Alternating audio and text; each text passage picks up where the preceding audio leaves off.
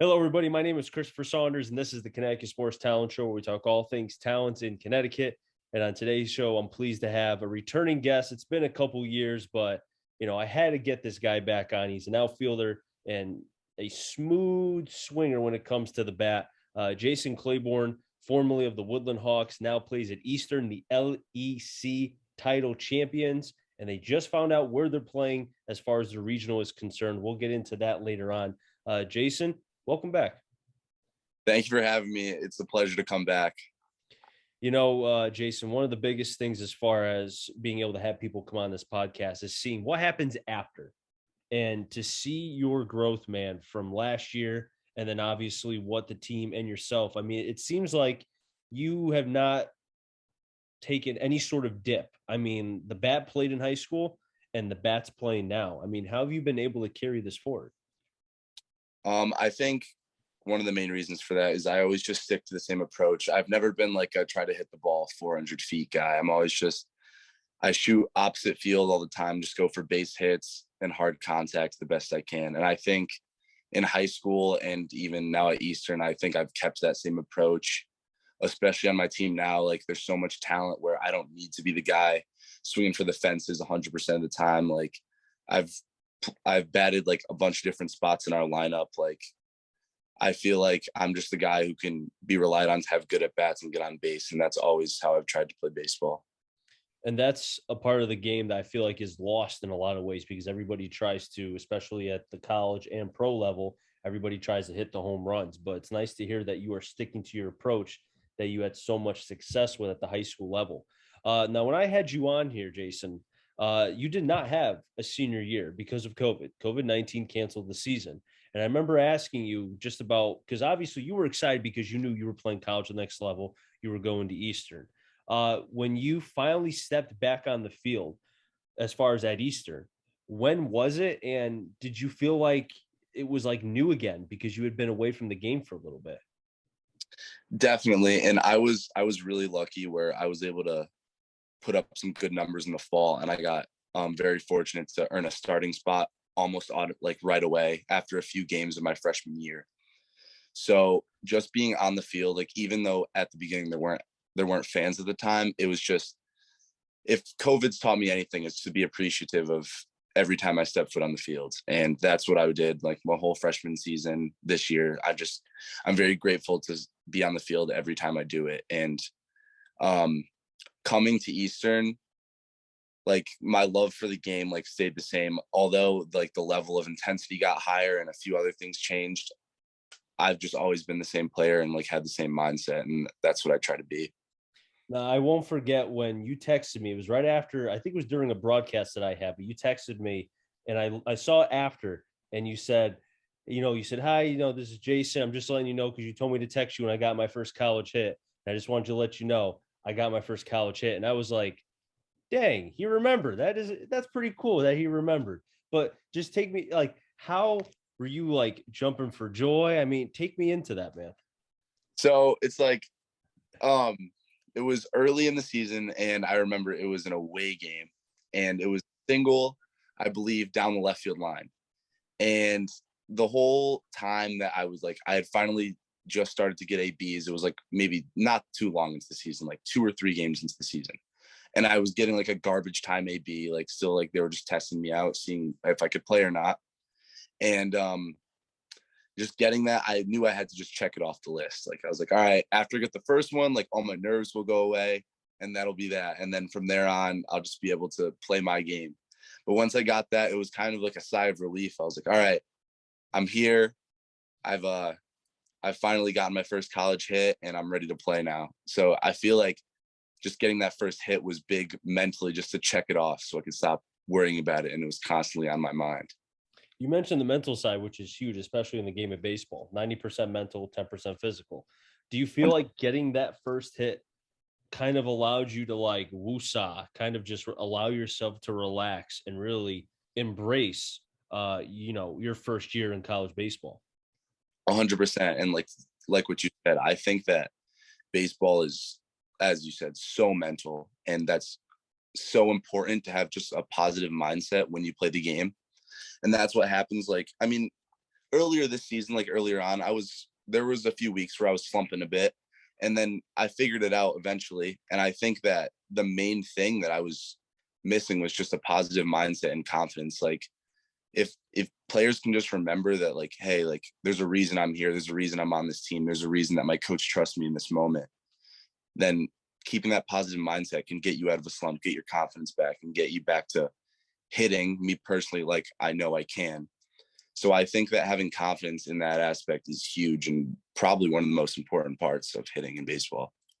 I love asking college athletes as far as what's the difference from the high school to the college level as far as within the field, either basketball, baseball, football, etc. For you, was it the speed as far as maybe consistent velocity? Was it stuff? Was it maybe the consistent games? Because obviously you're playing more games than you were at the high school level. Just take me into that as far as your first year. It was a mixture of things, honestly. There's three things that come to mind when I think of it. Mm-hmm. The first thing being every single person on my current team was the best player or the second best player on their high school team. Like there's no kid who's like, yeah, like he's not that good at baseball, but like he's a freak athlete, so we could like throw him out there and he'll be fine. Like nobody's like that. Everybody knows how to play. The second thing is, yeah, I agree, the velocity, that definitely was a factor. And then the third thing being just every single person is just as bought in as me. Like every single person is here for a reason. They came to Eastern because they know of the history that Eastern has and they want to win a championship, and they know that this is a team that can do it.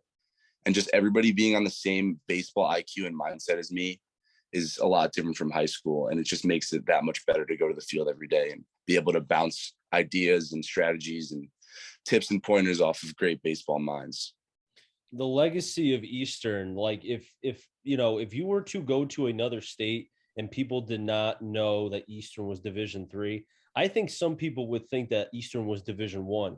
If you look at when at the peak, I'm talking about the peak of what Eastern was, man.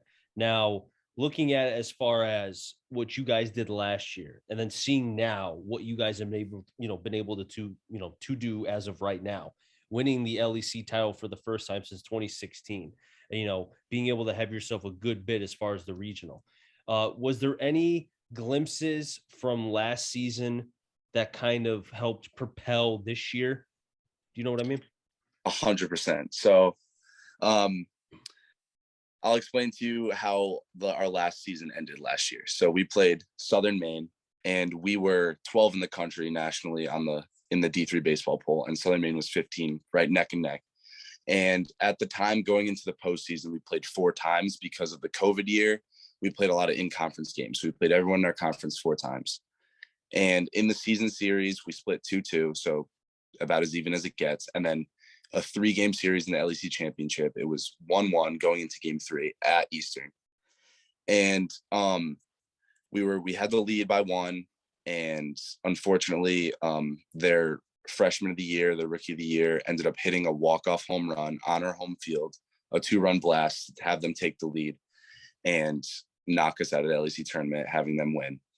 And that honestly stuck with us. Like I could tell you exactly where I was standing as I was watching them get their medals, and I was talking to one of my teammates, and I looked at him, and we were just like, this is not happening again. Like, and ever since then, that's been the whole mindset of our team. Like we're taking what happened to us last year and using it as motivation to get us going, because then we ended up getting a bid into the regional, but it just felt like our sales were like defeated at that point. We ended up going 0-2 in the regional and never made any noise. So between losing the LEC championship and getting upset in the regional, as well as the 1 seed who didn't get a win, everything we're doing this year, even the transfers that we've brought in, like everybody knows what happened to us last year, and we're just doing everything in our power to make sure that doesn't happen again. And we're honestly not satisfied with where we are yet. We have a lot more unfinished business to do.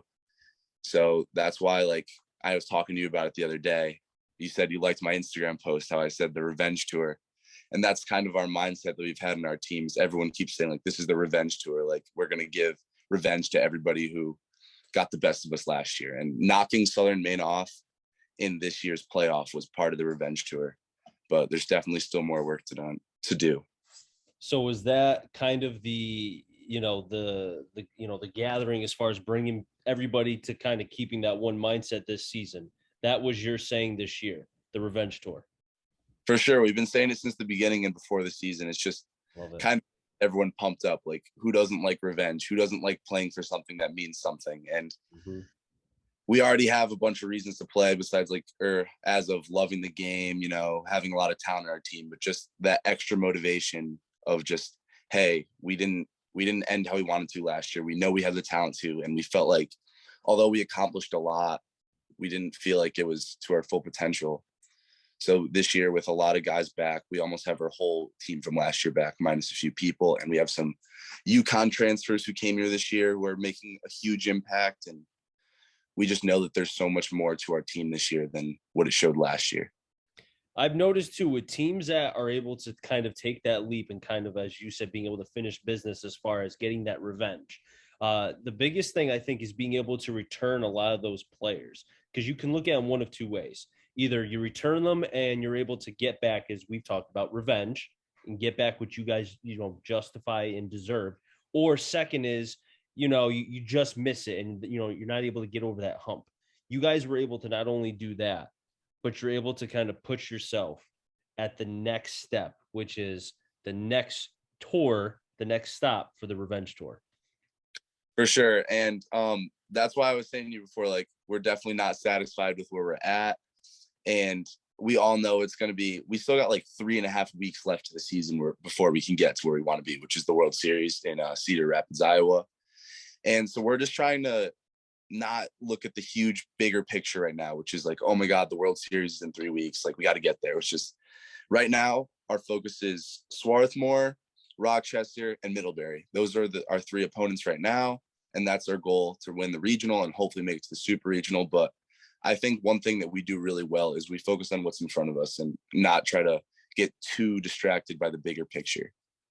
I got to admit, though, after winning the LEC title, did you think about for a second, like, okay, now what exactly is my ring size for the ring? Did you think about that? I try not to, but I will say, like, this team definitely has so much talent, and we know that. But at the same time, we don't try to get too, like, cocky about it, and we try to stay humble, because at the end of the day, like, yeah, we're ranked number 1 in the country in 2 polls, but, like, if the season ended right now, like, all we have is an LEC championship. Like, we haven't made any noise in the country yet. Like, maybe people think that we're good, but we still know that we have to go out there and prove it. And what I like about all my teammates and I is we're not satisfied, although it's really cool. We're not completely satisfied with just being told we're the number 1. We need to get some hardware to prove it. Have you been able to, because now obviously because of COVID kind of bringing about more, college programs investing in broadcasting, live streaming and such, I would think you've really been able to kind of just not even so much the teams in your regional, but really get a broad base of like, okay, potentially these teams down the road. I think you know what I'm trying to say as far as watching the games. Like, as knowing like what other teams have talent and stuff, I follow each week. There's a new D3 baseball poll, and for a while we weren't the number 1 seed. We were just kind of climbing up it, and each week I would look at the other teams and be like, all right, how do we match up against them? What's our average batting average? How many errors do they make? How many errors do we make? What's our stuff like that? And as I'm looking at these other teams, there's a lot of other teams that have just as much talent as we do. I personally would take my guys over anyone else's, but they match up pretty well. And just trying to like look at them and just see how other teams succeed. I try to watch like some of the other top teams, like some of their games, just to see how they're doing. Like Marietta, we were going like hand in hand with them for a really long time. They're the 2 in the D3 now. And just watching other teams that are ranked highly like us, I try to like, or as I won't even just say me, a lot of us as a team will just try to pick up on like what makes those teams successful. And we talk about it as a team all the time, what makes us successful, our strengths and our weaknesses. And we also try to learn from other teams. So now the one thing the other teams don't have in this regional that Eastern does, they don't have a Jason Claiborn. They don't have that. That's true. That's true. And 8 other guys, and not even 8, 20 other guys on my team that are talented and know how to play the game of baseball at a really high level. Now, another thing too about Eastern that I think a lot of people, especially in Connecticut, can really kind of, as they root for UConn because of it being such a big time program. Eastern has a lot of kids from Connecticut, and if I remember right too, the head coach is also a Connecticut guy. He's from Terryville, correct? Yeah, Coach Ham, he grew up in Terryville, so Yeah. he's in Connecticut for a good portion of his life. Yes, and I remember reading the story in the Rep Am, the Republican American, about how he would drive thousands of miles to and back when he was, just getting started. And if you don't love coaching, you won't do that. He did that, and I think to kind of bring it full circle, I've always believed that this state has a plethora of talent. Always has, always will. It's just the hidden gems, and to see a lot of and I'm not trying to take away from the other guys from the other states from Eastern doing their thing, but this is called CT Sports Town for a reason. To see the Connecticut guys doing their thing, to see yourself, your head coach being a Connecticut guy, that just makes the state so happy. For sure. And just us being Eastern Connecticut state, like it's not a project, it's part of Connecticut. And to touch upon what you just said, I feel like I agree with you in the fact that Connecticut has a lot of talent. And I feel like obviously, that's the reason why you do what you do here, to shine light on some of that talent. And just being at Eastern, it's been really, really cool to see us get a lot of attention from people at Eastern. Like I'll be walking to the dining hall. This happened maybe a month ago. And one of the workers was like, hey, I watched your game. That was awesome. We're rooting for you guys. We're hearing that you guys have been doing really good. Or people around campus would be like, hey, you play baseball. I heard you guys are doing good. Congrats.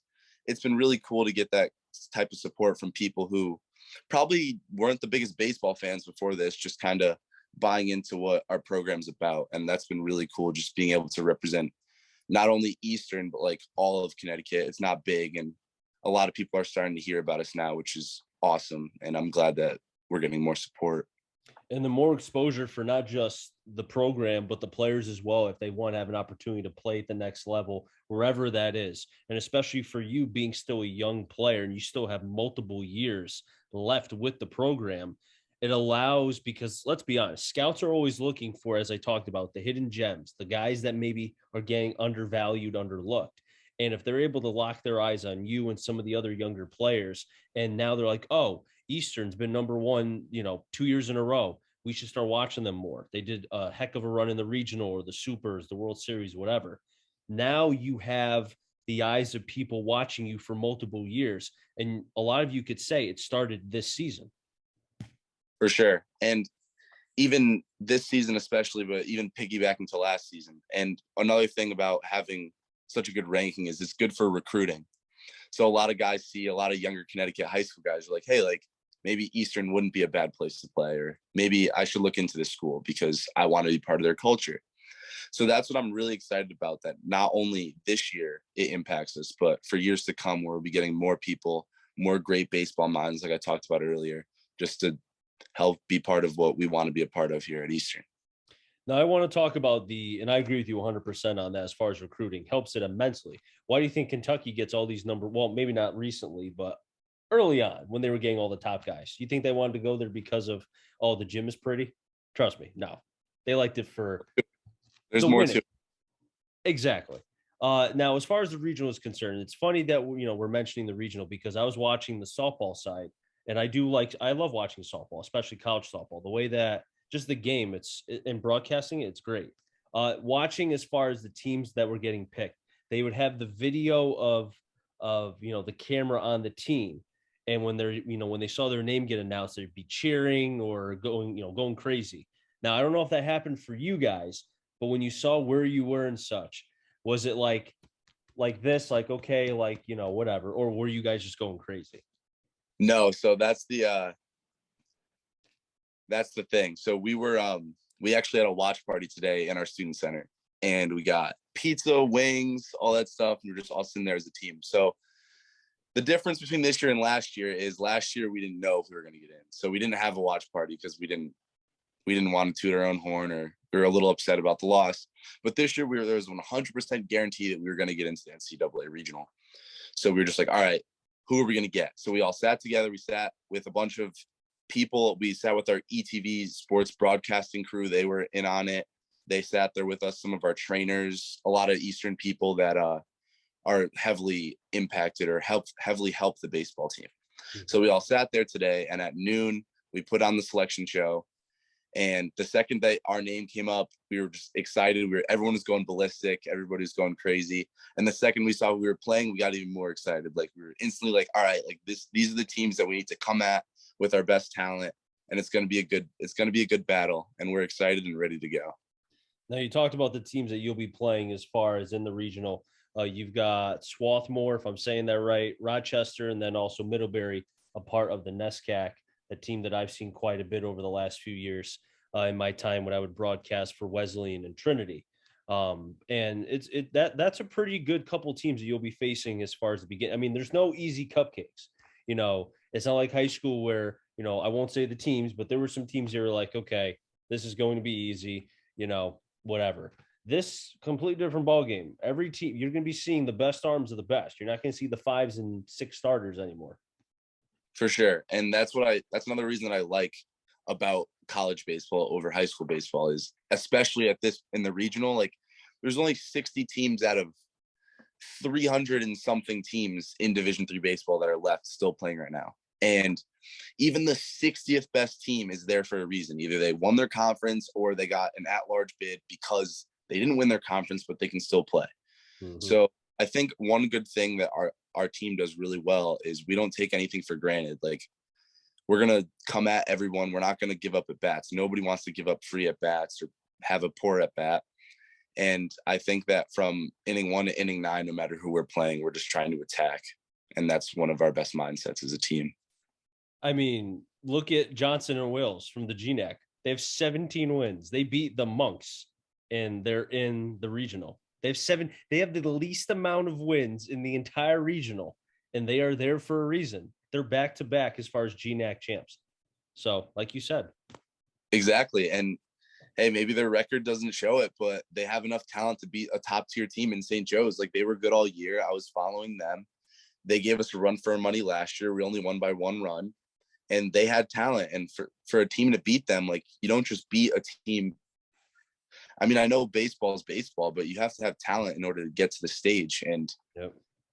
I don't think they should be overlooked. I don't think anyone in this regional should be overlooked, even in our side of the bracket. I think all 4 teams have talent, and all 4 teams know what it takes to win. So should be.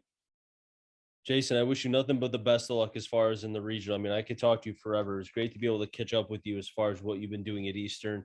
I'll be rooting for you from afar, and hopefully you guys can be able to continue. As you know, I don't want this tour to end in the regional. I want to see this tour get all the way to the top.